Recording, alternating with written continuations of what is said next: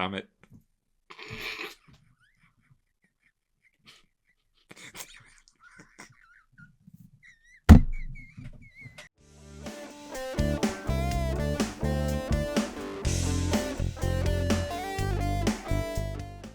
Welcome back to Pork Chops, Rice, and Peaches. I'm Noah. And I'm Richard. And today we're talking about Star Wars. Obviously. Alright, so, you read the title of this video before you clicked on it. You know what we're talking about. The long-awaited. All I want to say is I got done watching the live-action series. Yeah. And my very first thought was Tricycle Kid from The Incredibles. That was totally wicked! it was, I think his big thing at the end of that was, this is wicked! It wasn't wicked. It was fantastic. It was amazing. It was incredible. Mm-hmm. I absolutely loved this series. Okay. I mean, now, it's a couple of things about it that, I wish would have been handled differently, but yeah. I mean, if I'm giving it a score out of 100, I'm giving it a 98. Okay. All right. I mean, that's good. I really liked it. And good. If what I saw on screen mm-hmm. is what I'm going to see when I eventually, read it, mm-hmm. I'm going to like it. I'm going to like it a lot. I really did enjoy what I saw. Okay. And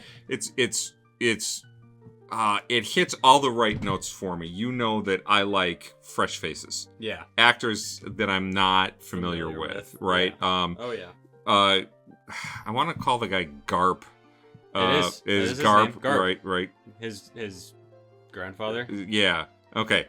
Vincent Reagan is his name. Where do we know him from? I looked up so many of this. Yeah, cast. I did. No idea where they're from. I have not seen them in anything else. I know Zorro's actor has done a lot of live-action anime stuff in Japan. Okay. His father was a famous samurai actor. But let me pull up the cast list. Okay, well, I just had it up. I'm doing a real quick check. I probably should have done this in advance. There's nothing that I see in his works on IMDb that I'm familiar with. That you think you would have seen, yeah. It is almost entirely fresh faces for me. Well, I think pretty much. Vincent Regan. Yes, is his name. He looks like someone you would have seen somewhere. His picture, his headshot. Looks like it should be on the front of like Gladiator 300 or something like that. Anyway, so almost perfect casting. Yeah. Really, Mm-hmm. I took a look at these faces and watched them develop these characters, and I just there was not one that I thought was miscast. Okay. Now go for it. So Kobe walks on screen the first time, and I'm listening to him, and I'm like, this is the perfect melding of Harry Potter and Draco Malfoy. This is, if you took Harry Potter and Draco Malfoy and you just melded them together, you have Kobe. Don't give the internet ideas. There'll be a fanfic within 24 hours of this situation. I want to see it. If you can put it together, I want to see it. No, because not that kind of fanfic. The hair. I might have misunderstood something. You misunderstood my point. Okay. The hair coloring, yes. The glasses, mm-hmm. the accent, I think kids in Aussie, I believe. I don't. So, no. Put. I believe Australia. Yeah, I believe Australia. Okay, so that just had me completely amused. Mm-hmm. All right, totally amused. I'm listening. So now, Luffy. Mm-hmm. And I'm actually learning to pronounce that name now. Yeah. Luffy. The wonders of live action. Has live action. Yeah. Charm. That guy has charisma. Yeah. Oh my goodness! It just jumps off the page in this. Iñaki Godoy. And the characters blend of naivete, of wholesome earnestness and good nature, and just this belief, this positive belief that everything is going to work out, who clearly has no idea what it means to be a pirate. Yeah. Okay. That word does not mean what you think it means. and it's just a delight, but I'm listening to him speak, and in the first episode I had to stop 2 or 3 times. Does if you just take his face away from everything and you listen to his speech pattern, who does he remind you of? Or did Jesse Enkamp, the karate nerd. Okay. If you listen to the way he speaks and you listen to his delivery, you go check out Jesse Enkamp and listen to him. Isn't Jesse Enkamp from Sweden? Yeah, I believe so. Okay, yeah. that's interesting. It is, and I understand, but Godoy is Mexican, I believe. I thought he's Brazilian. Nope, Mexican. Okay. Oh, Luffy, the character, the writer said that if he was a real person, or if he was from the real world, he'd be from Brazil. So they casted someone from Central or South America. Oh, gotcha. But he absolutely loved Godoy in the role. So, hey, he was fantastic. Fantastic. He is fantastic. I mean, he was handpicked by the creator to play. Oh, very nice. So it's like, okay yeah. Well, so I'm listening. So I'm playing this whole game of match the voices and match the faces. Usually that's a sign that it doesn't have your attention. It wasn't in this case. In this case, it was not distracting in any way, shape, or form. And I think you're right. Usually that means I'm daydreaming through an episode and I'm bored. In this case, it was like, oh my goodness! And then so here's the one that was the stretch. Okay. All right. All right. Buggy. I was going to ask about Buggy. Okay. Incrediboy. You were on an Incredibles I'm listening to his vocal pattern, and when they're in the circus and you got that big confrontation and they're in the center ring. I can see it is Syndrome. The way he starts, he builds up, and then it ends in a yell. Just like that. It was Syndrome. Yeah. It was. Yeah, you're right. I can see it now. You see it now? I can see this is twice you've made Incredibles references, which is a good thing that he's tying this to Incredibles. Because he loves the Incredibles series. This is just where my mind went while I was watching this. Yeah. I mean, it just was, but it wasn't a distraction. It was this is kind of interesting, but you get that little voice in the back of your head, that nagging voice that's... I've heard this before. Right? What I thought it was I thought maybe the actor playing Buggy was the voice actor for Syndrome. No. But then I realized, wait a minute, it's the time doesn't work. And so I looked it up, and it wasn't. They're 2 different people. But he was on Agents of S.H.I.E.L.D. I think that's the only...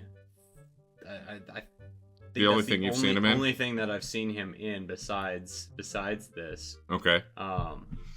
Well, he was in that show for a minute. So, they did I wondered how they were going to, after the little bit that I saw of Buggy in the manga, I wondered how were they going to pull this off. And I think the thing I liked the most was that when his body was apart, they were clean lines. They didn't go for gross. They didn't go for body parts hanging out. No. So that was all real good. But I don't think they even feasibly could have done that. The head in the bag was hysterical. Oh my goodness, I was dying. It was just can you imagine walking around carrying a head in a bag that talks to you and delivers rude one-liners in an observation?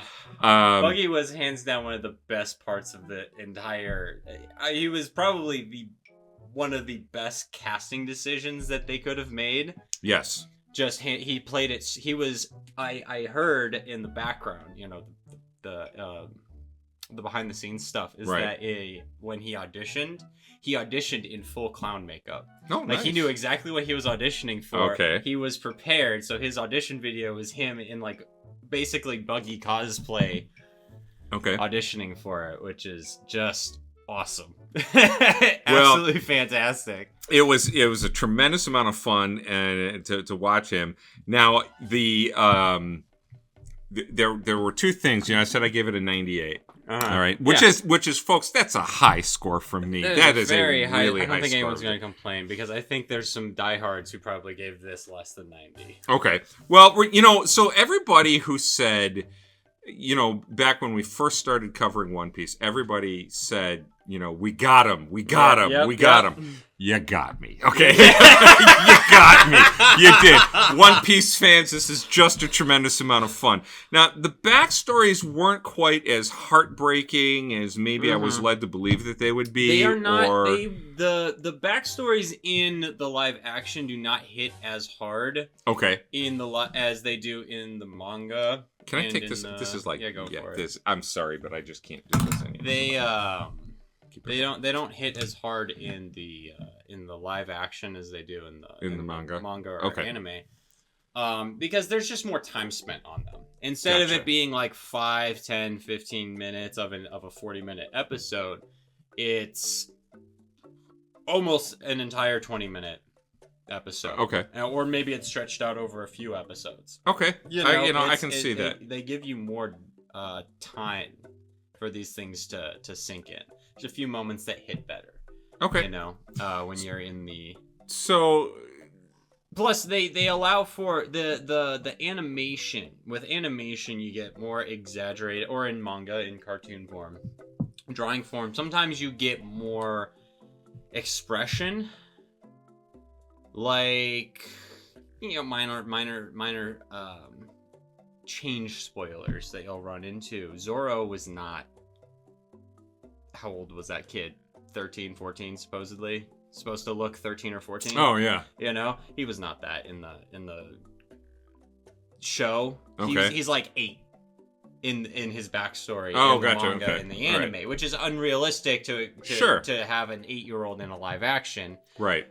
Even though Kuina is still 12, 13 in the manga anime. She's slightly older than him. Right. And when she dies, he's breaking down in front of like the shrine to her, the little setup. He is like crying and begging her dad to give him the sword. Oh, and gotcha. He is crying as he makes his vow. Gotcha. And it's over the top, big eyes, completely welled up with tears. So stuff like that, it hits a little bit harder when you get the voice acting performance and the animation all working together. Gotcha. But I still think they did a good job of giving you, like, okay, this is the character's motivation. Sure. Because that's what it does. Yes. It gives you the motivation. I will say Nami's backstory, they changed a lot with Nami's story. Like, and nothing major. Everyone will know what I'm talking about. But, don't worry about spoilers. Well, no. There's one spoiler I don't want to spoil for you, because you're going to see it in the when you get to that point in the anime or the manga, and you're going to be like, that's different, and that actually hits harder. Okay. In the anime or manga, but I will say they spend more time with her mom, her sister. Okay, gotcha. And they just flesh it out a little bit more. Gotcha. For the limitations that they had of this series, they did an absolutely fantastic job, in my opinion, of bringing these backstories to life. Was the live action sanitized? A little. I mean, everything was very clean. In what way? Well, because like he cuts a dude in half in the first episode. Oh, I know. That scene was made for the live action. That's not anywhere. It's talked about. Okay, but it's not. They actually gave us something that's not in the actual story. I was surprised at that. Well, if we're going to talk about that, as we travel down all these different rabbit holes, okay. Let's go. The fighting was fantastic. The fighting was surprised. I was surprised at how good it was. They just leaned into the goofy wire action. There were very few moments where I looked at it and said, okay, they could have hit that a little bit. Speaking of the fight, though, I need to know, Mihawk. What was your reaction to Mihawk? We're gonna get to Mihawk. I was gonna bring him up. I was gonna bring him up just a moment ago. I really did enjoy both the first two major fights that both took place in bars. Were just entertaining as all get out. They were really very well done. It was absolutely fantastic. Did you see the dude cut in half? Kind of caught me by surprise. Yeah. I was like, okay, they're going there. But Because the story, the OG story, has the mature moment. People get sliced, they bleed, they get shot. Right. You know, this is not. You know, the manga and anime are made for teenagers in Japan. Okay. So they're not R-rated body horror flicks. Okay. But they are action, and they don't really care about the blood quite as much. Gotcha. Over there. So it's a little over the top. The red spiky mohawk sticking out of the bag. I absolutely loved that. That was funny. There's dialogue that they dropped, and I had some of them written down, and then I lost the piece of paper. I was so mad at myself. But you know, what idiot would run unprepared into here without a weapon and try and steal a map and get out? And Luffy says, "Oh, that would be me." You know. Yeah, it's almost like you can't insult the guy. No, you can't. You know, you can't. He never.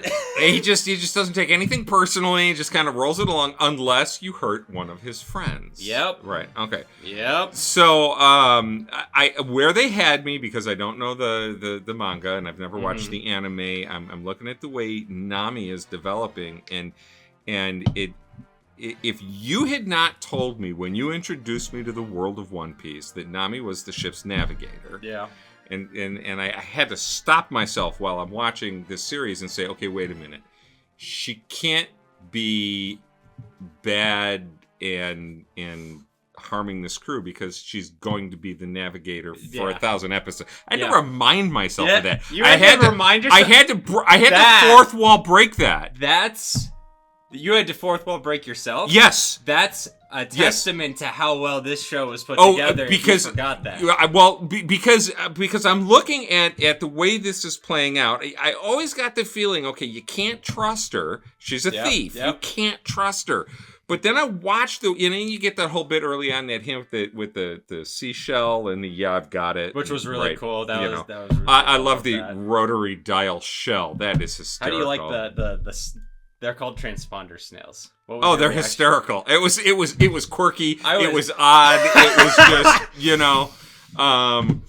so yeah. I was really wondering. I thought those were great. Well, those were practical too. Those are practical animatronics. Okay. Yeah, I just loved that. When they open it up and there's a rotary dial in there, I grew up with a rotary phone. I just loved it. It was like, that was hysterical. So I'm watching this whole thing develop, and I'm like, okay, who is this Nami character? And then I'm really starting to think, no, she can't really be doing this. Yeah. And then that's when I had the fourth wall break myself, and yeah. y'all know I hate fourth wall breaks. I was like, okay, sit back, relax, see how this whole thing unfolds. Yeah. There's going to be a reason behind everything that's being done. Oh yeah. The Sanji and his kicking. I'm curious, is that actor a Taekwondo guy? He's a Taekwondo black belt. Taz Skylar, he's done Taekwondo. He's a Taekwondo black belt. I think he started Taekwondo after they kind of wrapped, but he was taking kickboxing before in preparation. Okay. Gotcha. Discovered that he absolutely loves kickboxing, and now he's doing Taekwondo. All right. And I'm actually kind of happy to hear that that's him and not. Forgive me. I was going to just say not just a stunt actor. I didn't mean it that way. What I mean is, I know what you mean. No, because it's nice when the actors put in the time and the effort to look like the character, and act like. Now, the character. if you got a stunt actor who is a Taekwondo black belt, who is an expert, who went in and did that, then kudos to him. He's doing his job, and that's great. I'm not denigrating stunt actors. I was trying to awkwardly say I'm glad that the actor, was actually pulling off some of those moves. I'm glad that the actors who were doing a lot of their own stunts could do their own stunts. Yes. Because it would have been a lot worse if you had... Because there's a few scenes where I'm pretty sure it was not Inaki doing the side flips. Okay. In the fight against Kuro specifically. An easy way, it's a secret, if you're ever questioning whether it's the actor or the stunt double, if the character's face is not visible, I knew you were going to say that. It's pretty much always a stunt double. It's usually the stunt double, unless it's something to do with wires, because wires are so safe nowadays that they can put actors in wires and not have it be an issue. I know Inaki did a lot of his stuff, but there's just people that Zoro's actor is an action actor. Again, son of a samurai actor, so he knows how to do action. Sanji's actor did a lot of his own stuff. I mean, that's pretty much it. Aside from Usopp and Nami, who. Oh, okay, Usopp. Usopp. Usopp had more charisma than I expected them to give him in the live action, but it makes sense. He's got charisma. Is he a total and complete blowhard BS artist in the He's even worse. Manga? Is he really? He's even worse because he's okay. he doesn't even have the charisma in the original. Right. He doesn't have the charisma. He's just constantly spewing out lies and BS. Well, I heard a couple, in our house, I heard a couple complaints about his character, and I just thought, no, he is the true comic relief. He's the clown. Yes. And you've got to have one of those. And he has character development, they all have character arcs and character growth and character development over the course of the story. So the big question then is, how long did it take them to put this together? With the stunts, with the sets, with the CGI, the actual sets. Yeah, I know they're spectacular. Wow! I saw a picture, the behind-the-scenes picture. That was huge. Yeah, and then fantastic. So glad it wasn't green screen. Yeah, so am I. I love, or not as much green screen as it could have been. Speaking of Usopp, the entire Kuro storyline, the cat dude with the blades. Finger blades. Oh yeah. Ching ching ching. Yeah. That was almost completely rewritten. Like it was completely different in the original story. Really? It's completely different. Okay. But people were wondering how they were going to do that in like the 2 episodes they had, and people were like, "Well, they might go for more of a horror vibe," and they did go for more of like the horror vibe. Right. But that actor was perfect. Oh yeah. Perfect in that role. That was perfect, spot on casting. So with the speed at which he popped around the wine cellar, that basement area, I kept asking myself, okay, what devil's fruit did he eat? And how does somebody move that fast? What is his backstory that makes him able to do that? Because that was unnatural movement. Yes. So there's unnatural people in this show. Okay, so we're gonna learn about that. But back to my original question, which is, how long are we gonna have to wait for season 2? Because that's gonna suck. Writer's strike. They said that the showrunners said when the writer's strike was over that they could start working on it, and depending on how long the actor's strike goes on, it could take them anywhere from 12 to 18 months. Because they've got it written. They had season 2 written. Okay. The only thing they have to do writing-wise is add a couple things, something interesting, another behind the scenes. Calling back to Everything Everywhere All at Once. Do you know that Jamie Lee Curtis absolutely loves One Piece? She is a huge fan of One Piece.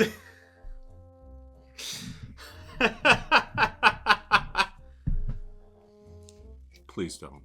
Please don't cast her. She has, there's a side role that they have pretty much guaranteed her. There is a side role. It'll be interesting to see if we can recognize her. I hope not. I hope not. I hope they bury her in makeup and we have no idea who it is.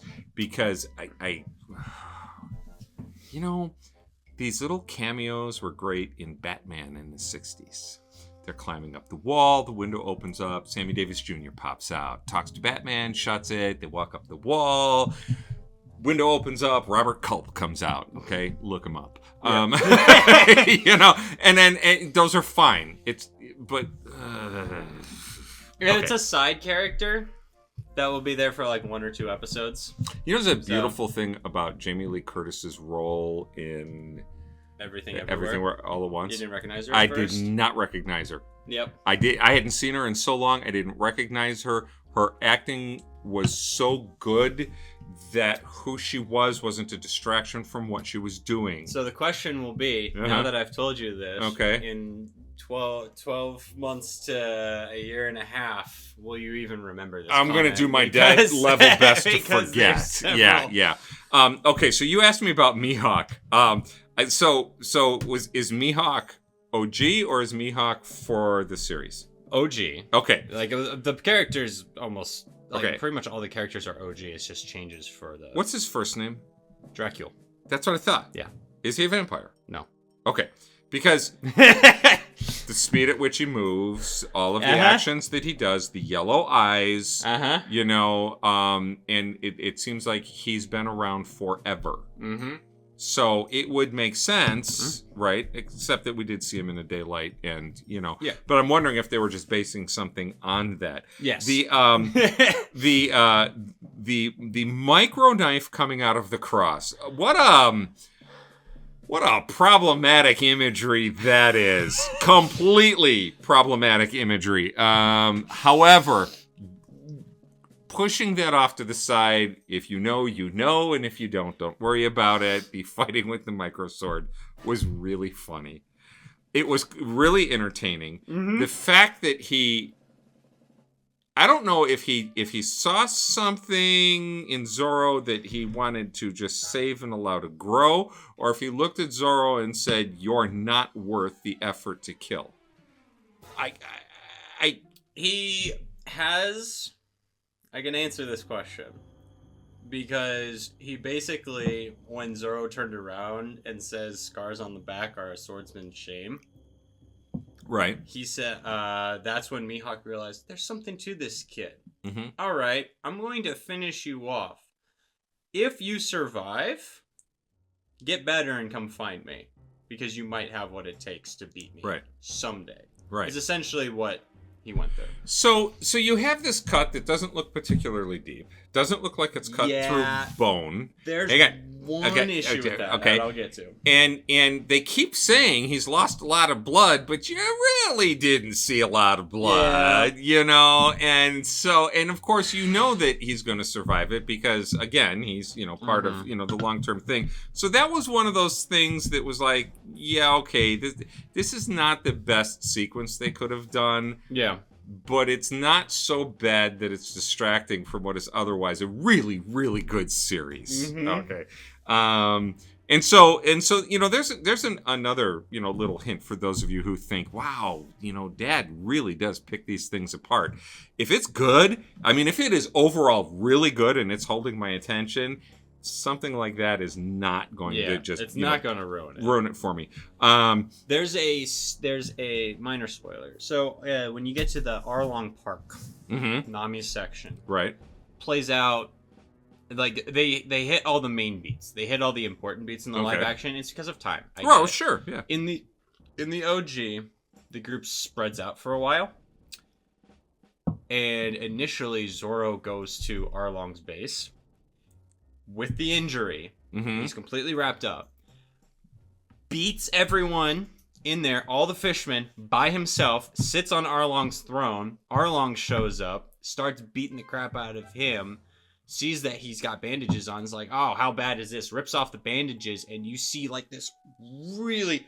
You can see the scar on...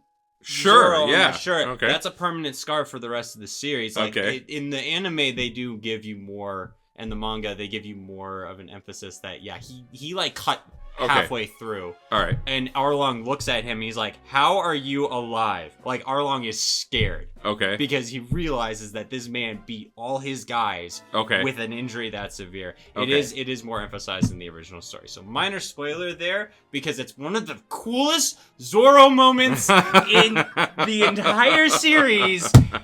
It's underrated as heck, and they completely skipped out on it. And I was like, fine, I get it. Time constraints, it's fine. But, you know, and it wasn't a necessary scene to include. It's literally just like a cool badass scene. It's like giving him a badass moment.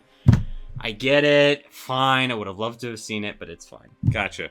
I was absolutely intrigued by, is it Neff, the cook? Zeph the cook, and young Sanji on the rock. How the hell they got on that tall rock is an entirely different question, but that is actually manga original, but not anime original. They made a change to that. In the anime, he loses his leg rescuing Sanji from the water, and Inca wraps around it and takes it. Oh, gotcha. In the manga, he cut off his leg and ate it. Okay, so they went back to the... They went back to the original. So, you know, I'm seeing this whole thing play out, and then you're seeing the days pass by, and you think, okay, he's got the bigger bag of food, but that was incredible horror of the mind. But the thing about it is, and once again, it's like, does he understand what it means to be a pirate? Would any pirate in the world do that? What is it with this guy? Yeah. You know, well, that's the thing. This world, I told you in our original video, you asked, do they meet Western pirates? Right, do they meet right. like all these? It's like all the rules of piracy are different. Any type of pirate you can imagine there in this Right. world. There are ruthless pirates. There are kind pirates. There Right. are pirates who are towing the line. There's just standard who just go around and beat up Marines Gotcha. for fun. You know, it's So every type you can imagine exists. So, outside of the things that we've talked about on this series, that I like the dialogue, I like the writing, Okay. I love the casting. I thoroughly enjoyed everything. I really enjoyed the character of Arlong. I'm hoping we see him again. I don't know if we will or not. Are they going to kill him off this early, or are they going to bring him back later? When we saw Vita blast off the railing in episode 1 and disappear into the ocean, I said, no, we cannot be seeing the last of her. And then, you know, we get the return. But what do you think of Shanks? Shanks was as good live action as he was in the manga that I read. Surprising to see Shanks know Mihawk and be totally like unimpressed. Like, yeah, you know, I mean, so they doubled down on the mystique of Shanks. Yes, they did. They completely doubled down on it, and it was like, okay, here's this fearsome, you know, assassin that takes, you know, a 2-inch sword and defeats Zoro. You don't hunt rabbits with a cannon. Yeah, which is a dope line. Just one of the best lines in the whole series. It was good. I think that's an original. Then they doubled down because Shanks is like, please, I'm hungover. I don't have the energy to deal with you right now. And I'm like, oh my goodness, what? Okay, he tells a sea monster that bit his arm off to go away, and the thing does. And then so I'm really intrigued by the backstory of Shanks. Yeah. The only problem I had, I was having a very hard time hearing right at the very beginning, and I thought they kept calling him Jinx. And I'm like, did they change his name? I had to switch on the captions to, you know. The hearing, first thing to go, behind the memory. Yeah. What was your name again? Yeah.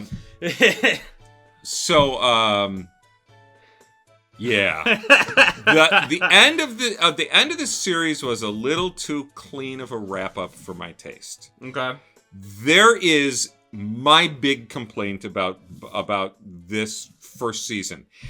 And if that's my big complaint, I don't have anything to complain about. I just loved this series. So, then this will be go into the everything with Garp is completely live action original. And I mean everything. Okay. You don't see Garp except for the covers of the manga. Like the covers of the individual manga chapters, because he does cover stories. It's a single panel.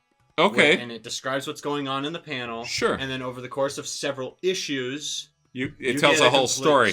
Okay. Which is a side story that's going on, and it is canon. So right. Side stories. So some of them, he does like little gag strips, like one of the characters like protecting sea turtles on their way to the ocean. Gotcha. Little gag things like that sometimes, but he does canon stories that explain what's going on in the background. So most of his story happened in the background. You don't really see Garp until way later. Okay. You definitely don't find out that he's Luffy's grandfather. What? Until 300-400 episodes into the anime. Oh, gotcha. Okay. That whole scene with the cannonball throwing ripped straight out of the manga 300 chapters into it. It was a cool effect. It was fun. It was cool. Yeah. But it's really cool in that because, minor spoilers, when he meets up with Luffy, he's not chasing him. He doesn't care. He's just like, oh yeah, I heard you were here, so I came to say hi. Also, you shouldn't be a pirate. Why are you being a pirate? I guess I'll let you go this time. And then he gets a call, and they're like, you have to capture him. He's like, oh well, I gotta capture him. Cannonball. is essentially how he's much more carefree Okay. in the original story. And I understand the changes they made. And I don't necessarily have a problem with it. I'm just... I know why they did it. Because they wanted to have a B-plot. And Kobe is an important character. Okay. He also kind of gets sidelined in the main story. He comes back and Sure. you know, he has improved. And he's trying to be Luffy's equal, that sort of thing. So they're trying to give a B-plot that they can keep going in the background. He's a good character. Cut away from Kobe's a great character. Garp is a fun character in general. The I don't like how he caught up. They cut out the most brutal part of the early Axe Hand story. Mm-hmm. The comment he makes to his son. Oh yeah. And I kept waiting for it, and I kept waiting for it. And I have to say, I was truly disappointed when they didn't go that route. Yep. Because they would have taken a two-dimensional character and made him three-dimensional. Yep. And it would have made him someone that you could care about even though you disliked. Mm-hmm. Because you find out how brutal Axe Hand was towards his son. By dropping that, they relegated that character to two-dimensional, and the only way to salvage it is to put that backstory into place and show it. Yep. Because that was the part of the storyline early on. Because you had told me that there were parts of the story that were kind of emotional. Yep. You know, the whole bit. That was the first time reading the manga where I went, "Oh my goodness!" Yep. You know, and suddenly that character was someone to care about. So, outside of Axe Hand bullying his son and being so cruel towards him, what was the line? It was you're not worth hitting. You're not worth hitting. Yeah. You're not worth disciplining. Yeah. Right. Yeah. Oh my goodness gracious! I couldn't imagine looking at one of my children and saying that. But that was missing, and I think they blew that. Yeah. I think they really did blow it. They missed an opportunity. But otherwise, there's so much else that they're trying to do. I am really looking forward to season 2. I am going to start watching the anime. Okay. I was 100% right. At this time, I don't have the time to read it as much as I want to. I just don't. Mm-hmm. I also realized reading it on screen hard, I'm going to have to invest in paper copies. If you're going to read it? Okay. Yeah, I'm going to have to. If you're going to watch the anime, it's just a slower burn than the manga, so right. It's the same story. But you know what? It's easier to pop it on in the background and listen to it. Yeah. You know. Unfortunately, if I do that, I'm going to have to do the English. I'm going to have to. Or this is going to happen. I will do it in the future. Yeah. One of the two. Yeah. So Christmas is coming. If there's any One Piece, collections. There's a few. All right. Get you the subtle, really subtle. Get you the volumes. Got it. Fine. Loved it. Absolutely loved it. So first of all, in conclusion, thank you for introducing this to me. Okay. Thank you for all of the encouragement because this has been an absolute delight. All right. Yeah. There we go. I'm hooked. All right. I'm hooked. You got me. All right. Cool. Now we just need to get you to watch other stuff in the meantime. I want to get back to Cowboy Bebop. Yeah. I really enjoyed. I really enjoyed the first episode. All right. So I think I've done 2 or 3. It's interesting. Okay. It's quirky. Looking forward to seeing more. All right. Cool. So, season 2, whenever it comes out, it will probably make or break the entire series because there's one character, the reindeer, comes in season 2. Oh, okay. The reindeer is coming in season 2. Like they confirmed it when the author confirmed that we were getting a season 2. He confirmed it by drawing the reindeer. Mm-hmm. So obviously the reindeer's coming. Okay. So the question is, how are they doing the reindeer? Right. Will it be initial Sonic the Hedgehog movie design, or will it be post remake Sonic the Hedgehog movie design? Because if they go the second option, it'll be adorable. You might as just gotcha. That will make or break the rest of the series, depending on how well they do that reindeer, because he is the mascot of the franchise. So I need to get a doll. Do you know who the dinosaur's least favorite reindeer was?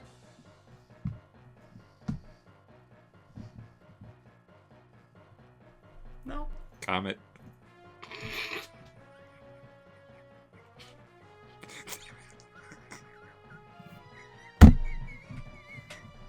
trying to run through the names. Thanks for tuning into this episode of Porkchops, Rice, and Peaches. Leave your comments below. Let us know if you enjoyed this episode. If you have any requests, put them in there, and let us know what you think of the live-action One Piece. Thanks for tuning in. We'll see you next time. Bye.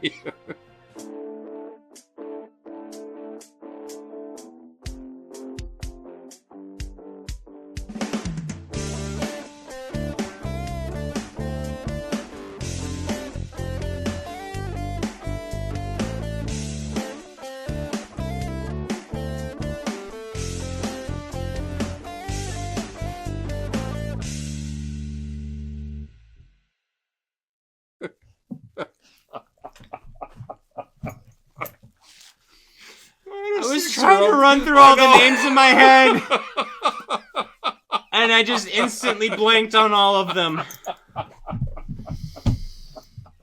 Oh boy. Why is it that always the gold comes at the very end?